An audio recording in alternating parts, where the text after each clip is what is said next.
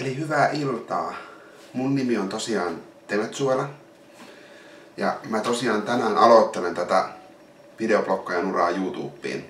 Tää on mun ensimmäinen video, joten mä haluaisin tässä ensimmäisessä videossa kertoa 8 faktaa itsestäni.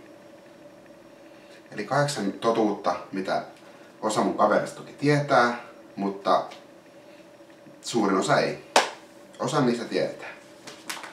Aloitetaan. Eli ensimmäiseksi mä oon 25-vuotias, täytän ensi vuonna 26. Ja mä tosiaan asun tällä hetkellä Tampereella, täällä melkein Tampereen keskustassa. Ja syntyjään mä oon tuolta Etelä-Pohjanmaalta, Seinäjoelta. Siellä mä oon asunut 20 vuotta elämästäni. Ja kävin armeijan siinä välissä. Sitten mä muutin Vaasaan. Siellä ensin muutin sellaisen solukämppään. Mä asun sellaisen kämppiksen kanssa, mutta huomasin jossain vaiheessa tavallaan, että paljon helpompi asua niin kuin sillä itsenäisesti, ilman että tarvitsee ketään toista orjailla sillä lailla. Tarvitsee pelätä, että uskallankohan nyt mennä käymässä missään, tai mitähän sekin ajattelee, jos mä taas tuun tähän aikaan käyn hakemaan jonkun tavaran tosta. Sitten tosiaan mä muutin sitten Vaasasta tänne Tampereelle, ja täällä mä oon nyt 3,5 vuotta asunut. Ja tosiaan fakta numero 3. Elikkä olen homoseksuaali, eli se on nykyään tavallista. Joten en halua sanoa siitä sen enempää, mutta tosiaan tällä mun kanavalla mä pyrin käymään aika paljon näitä sateenkaari-ihmisten asioita, niin kertoa omia mielipiteitä niistä ja ylipäätään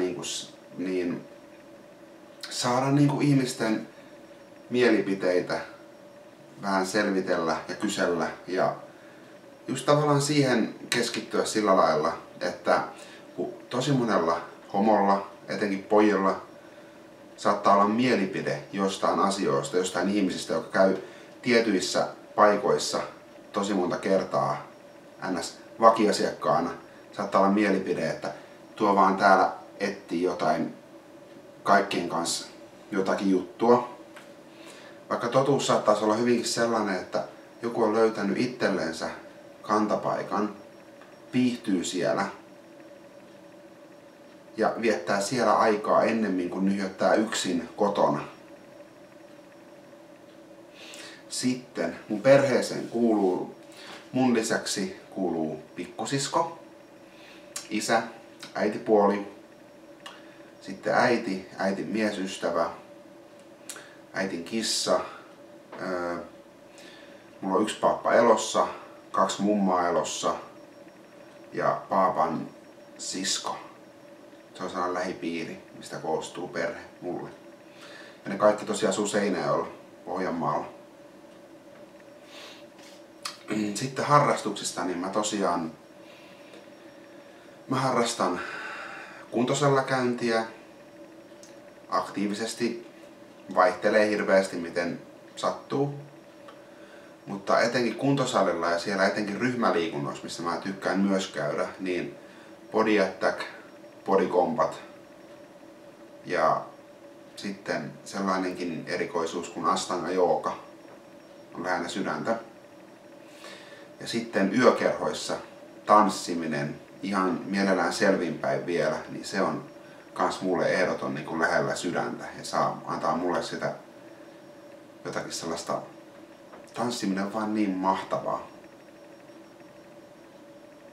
Sitten. Elikkä joo, mä oon ammatiltani, mä oon lähihoitaja. Mä Vaasassa kävin 2 vuotta koulua lähihoitajaksi. Mutta mä aloitin nyt tänä syksynä Hämeen ammattikorkeakoulussa lukemaan sairaanhoitajaksi. Ja mulla on eka 5 vuotta takana, vielä on 3 vuotta jäljellä ja katsotaan minkä tie tästä vie. tosiaan vapaa-aikana niin mulla sellaiset paikat, missä mä tykkään käydä, tai no käyn, niin mä tykkään käydä teatterissa tosi paljon. Teatteri on jotenkin sellaista, se on niin paljon enemmän kuin joku pelkkä elokuva, mennä katsoa jotain elokuvateatteria. Koska teatterissa ne ihmiset, jotka näyttelee, lavastukset, puvustukset, kaikki ylipäätään, ne on jotakin niin, ne menee jotenkin niin syvälle tänne johonkin. Ja jotenkin sitä nauttii paljon enemmän.